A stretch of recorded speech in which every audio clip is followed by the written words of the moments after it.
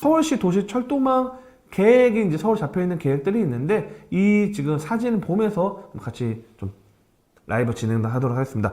화면에 보면요, 자, 서울시에서 갖고 왔습니다. 그래서 서울시 도시 철도망 계획에 다양한 경전철 이야기가 있습니다. 보면요, 지금 오늘 주제는 이 동북선 이야기를 먼저 다뤄드릴 거고요. 그 다음에 면목선, 그 다음에 또 최근에 새롭게 또 이슈가 되고 있는 서부선 이렇게 하나하나 진행해 드릴 텐데, 자, 이 지금 선을 보면요, 다양한 경전철이 지금 이야기가 나왔습니다. 보면요, 위례 신사선도 우리 알고 위례선도 있고요. 그 다음에 옆에 보면 뭐 남국선도 있고 다양한 선들이 있는데, 자, 우이 신사선이 제일 먼저 개통을 했죠. 경전철 우이 신설까지, 신설동역까지 연결되는 이제 이 경전철이 들어왔고, 그 다음에 신림선 같은 경우도 비교적 최근에 신림선도 개통을 했습니다. 신림선도 개통을 했고, 그 다음에 이제 동부선 같은 경우도 지금 공사를 진행하고 있습니다. 그래서 동부선 같은 경우가 또 새롭게 바뀔 수 있는 부분이 있는데, 처음에 이 경전철이 나왔을 때, 우이 신선설이 나왔을 때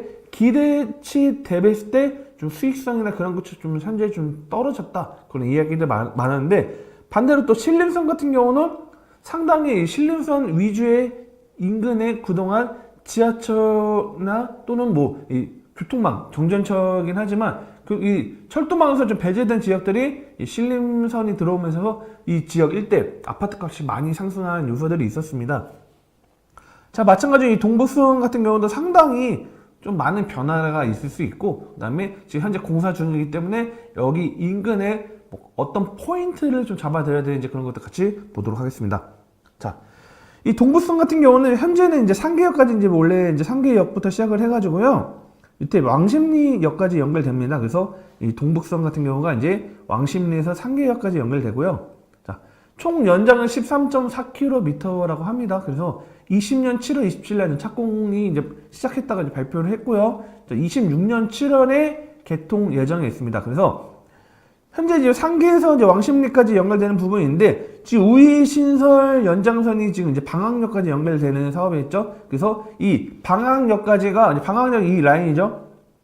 그래서 이 방학역까지 이 지금 상계역까지 연결된 동부선을 방학역까지 연결을 하자, 이게 지금 가능성이 나오고 있고, 실제 뭐 이게 지금 뭐 정치적인 뭐 이슈적인 부분이다 보니까 제가 이것까지 뭐 확정이 되는지 그것까지는 제가 조사하지 못했지만 충분히 방학역까지 연결될 수 있다. 그리고 이 구간이 상계역에서 방학역 구간이 뭐 긴 구간이 아닙니다. 그리고 또 이 우이신선 연장선과 또 연계가 된다면 어떻게 보면 이 북쪽 라인, 어떻게 보면 서울의 가장 이 북쪽 라인 뭐 도봉이나 노원 일대 연결될 수 있는 부분이 있고, 특히 이 도봉 같은 경우도 지금 지하철망이 4호선 뭐 창동역 일부 제외하고는 상당히 뭐 지하철망에서 좀 약간 배제된 지역입니다. 뭐 노원 같은 경우는 그나마 4호선 일대가 과거 있었고, 그 다음에 7호선이 있기 때문에 어느 정도 그 다음에 이 상계나 중계, 뭐 하계 다 연결되는 요소들이 있긴 했었지만, 자, 도봉 같은 경우는 이런 뭐 동부선과 연계까지 된다고 하면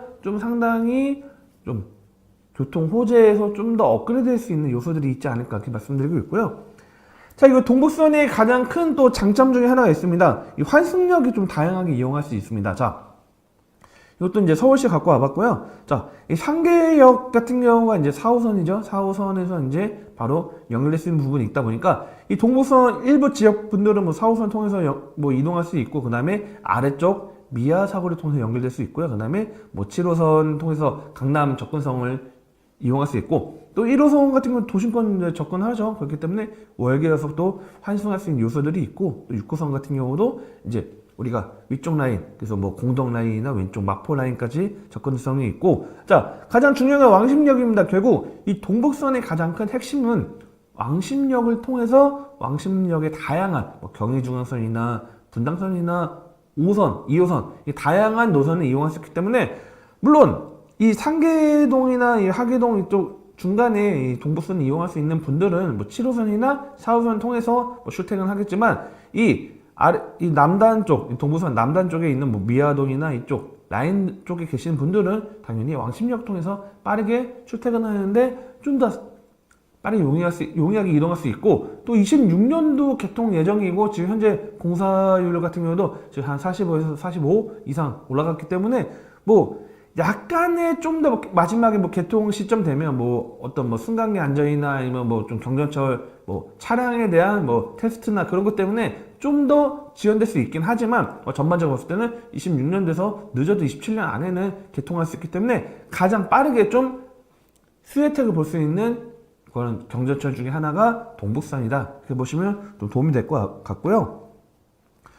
자, 이 동북선 같은 경우는 지금 뭐 나와 있는 겁니다. 아마 이런 식으로 이제 뭐 운행한다고 합니다. 그래서 아마 좀 요즘에 보면 경전철 같은 경우는 뭐 무인으로 많이 진행한 요소들이 있고 뭐 지금 뭐 우회 신설 라인이나 경전철이나 또는 인천 지하철 2호선이나 뭐 이런 요소들 다니기 때문에 좀 아무래도 뭐 사업성이나 그런 것들은 뭐 물론 수익성 같은 경우는 실제 뭐 운행을 해야지 알 것 같습니다. 하지만 뭐 용인 경전철이나 의정부나 이런 요소 대비했을 때는 그래도 이용할 수 있는 그런 뭐 사람들이 많기 때문에 상당히 그래도 어느 정도 상당히 좀 수익성에서는 좀 안정적으로 가지 않을까 이렇게 생각을 하고 있고요. 실제 이 동북선이 들어옴에 따라서 어느 지역들이 좀 눈여겨보시면 도움이 될지 이야기를 좀 해드리도록 하겠습니다. 자, 이 동북선을 보면요 116역이라고 써져 있죠. 그래서 26년 7월 예정이고 이 상계역 인근 같은 경우는 뭐 기본적으로 4호선이 있기 때문에 뭐 4호선 같은 경우는 뭐 지하철 뭐 도시 중전철이죠. 그렇기 때문에 뭐 4호선 라인이기 때문에 여기는 따로 분석 안 했고요. 실제 그동안 지하철역을 이용하기 어려운 지역들 같은 경우가 이제 뭐 115역이나 114역 뭐 이 지역들 같은 경우가 좀 메리트가 있겠죠. 자, 제가 좀 영상에서 좀 어느 특정 아파트 단지를 막 띄우기 위해서 제가 뭐 어떤 지역을 추천해 드리는 건 아니고요. 뭐 제가 뭐 어떤 뭐 이해관계가 있기 때문에 이쪽 뭐 거주가 관련된 건 아니고 정말 말 그대로 가격 대비 비교했을 때 어느 정도 좀 이 동북선 역이 가깝게 정차하고 인근에 메리트가 있으면 가치 상승이 있지 않을까 어떤 좀 내피셜이라 보면 될 것 같습니다. 그렇기 때문에 시청자분들이 뭐 전반적으로 분석을 해가지고 참고사항으로 제가 뭐 지역 추천이나 그런 것들은 아니고 지역 분석을 해드리는 거로 좀 체크하시면 될 것 같습니다. 그래서 뭐 어떤 지역만 좀 띄우냐 이렇게 오해하시지 않았으면 좋겠습니다. 자, 보면요. 자, 이 동북선역 보면 이 지금 115역 라인입니다. 115역에 주공 4단지가 있고 그 다음에 밑에 이제 주공 5단지 라인이 있습니다. 자, 주공 4단지나 주공 5단지도 괜찮고요. 좀 더 거리가 있지만 뭐 중계 현대 2차나 뭐 이 지역 같은 경우도 경전철의 직접적인 수혜 혜택을 볼 수 있는 지역이라 보면 될 것 같고요. 뭐 대형 평수나 또는 뭐 금액이 비싼 게 아니고 제가 보통 이제 기본적으로 84제곱 전후로 좀 84제곱에서 이제 뭐 103제곱 전후 그 가운데 있는 그런 아파트를 거의 뭐 말씀드릴 겁니다. 그래서 이 지역을 보면요. 자, 중계 주공 5단지를 보겠습니다. 자, 중계 주공 5단지를 보면요. 지금 현재 뭐 교통방은 뭐 왼쪽 락에 뭐 7호선 중계역을 이용해야 되는 요소들이 있겠죠. 하지만 뭐 차량을 버스로 이동한다 해도 좀 시간이 좀 소요가 걸릴 겁니다.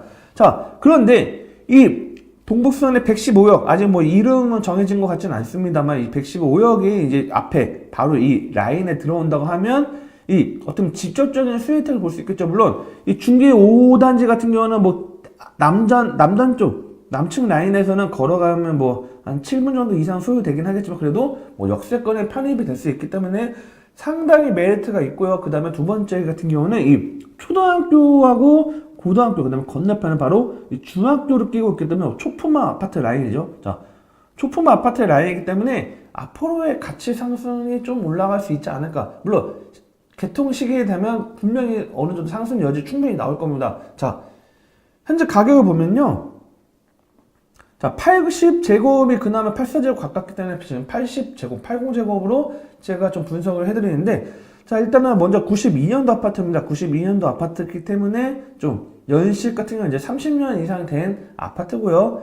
자, 최근에 이제 50제곱미터가 최근에 1월 16일 날 기준으로 4억 900만 원에 거래가 됐습니다. 그래서 신혼 부부들이나 정말 뭐 서울에 집을 살기에는 아직 좀 금액적인 부담되시는 분들 또는 뭐 초등학교 자녀 한 명인데 좀 어느 정도 뭐 공간이 좀 필요할 수 있겠죠. 저학년 같은 경우에는 뭐 중계 주공 거주하는데 충분히 무난하게 초등학교도 가능하기 때문에 이 지금 이 라인 80제곱 라인은 최근 실내 거래가 11월 달 7억 2천만 원 실내 거래가 나와 있고요. 실제 네이버 이제 부동산에 보면요, 7억 3천대 뭐 전후로 해서 뭐 7억에 7억 3천. 물론 리모델링이 돼 있거나 뭐 올수리가 돼 있는 집들이 좀 더 높겠죠. 그래서 이 거래 7억대 구간에서 지금 매물들이 나와 있다. 근데 개인적으로 봤을 때는 자, 과거에 물론 9억까지도 뭐 돌파를 했지만 이 지금 7억대 구간이지만 앞으로 경전치에 들어온다면 어느 정도 가격 상승은 올라갈 수 있을 겁니다. 하지만 물론 이 7호선과 이 동부선 라인과 비교했을 때는 당연히 7호선이 압도적으로 좀 더 편리성이 있기 때문에 7호선의 인근에 비슷한 연식의 아파트를 뛰어넘기에는 좀 어렵지 않나. 하지만 어느 정도의 지금 현재 시점보다는 향후에 어떤 뭐 지하철을 통해서 출퇴근이나 그런 것도 시간이 뭐 버스를 기다린다거나 그런 게 아닌 뭐 경전철을 이용해서 빠르게 다른 접근성이 좋기 때문에 뭐 강북 라인도 빠르게 접근할 수 있죠. 그 다음에 강남 라인도 7호선 통해서 접근할 수 있기 때문에 자, 그렇기 때문에 좀 눈여겨보시면 좋은 아파트 단지다. 좋은 차를 사기 전에도, 이사를 가기 전에도, 크게 다치기 전에도 항상 미리 대비를 해놓는데 부동산은 왜? 사전 점검 서비스는 부동산 매물을 사거나 짓거나 하기 전에 법률부터 부동산 정보까지 한 번에 미리 대비하는 서비스입니다. 영상에 나오는 연락처로 많은 신청 부탁드립니다. 또 다른 세상을 맞이하라. 낡은 정보를 지워라. 새로운 감각을 익혀라. 변화하는 미래에 맞서라. 편향된 시각을 버리고 얽혀있는 도시 속 독보적인 가치를 쟁취해라. 당신이 만드는 미래의 기회, 도시화 경제.